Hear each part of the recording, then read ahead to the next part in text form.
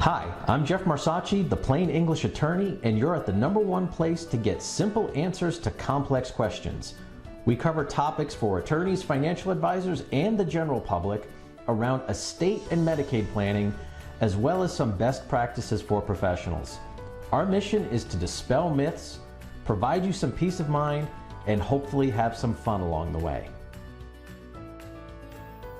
Okay, we're going to talk about one of the other irrevocable trusts today. We're going to talk about the Irrevocable Funeral Trust and what exactly that is and what it does. It's something that's there as a placeholder.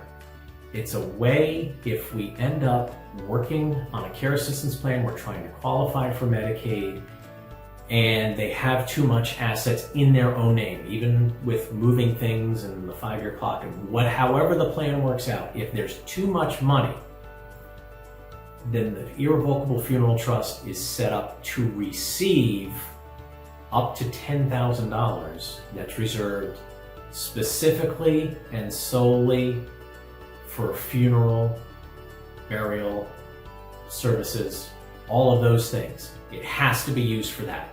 You can't put $10,000 in, have an inexpensive $3,000 service, and then the $7,000 goes back to the kids. So how is this set up? We set it up so that the same trustee that we use for the property trust and the Irrevocable Family Trust is also the trustee of that funeral trust. They are the trustors setting it up. They are the trustees managing it.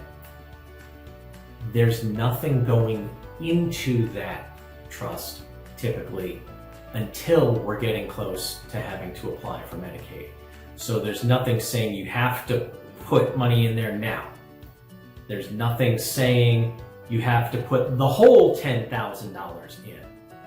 It's there to receive money to make sure that one of the things we're looking at and the costs that we're going to have down the road is for funerals and other things.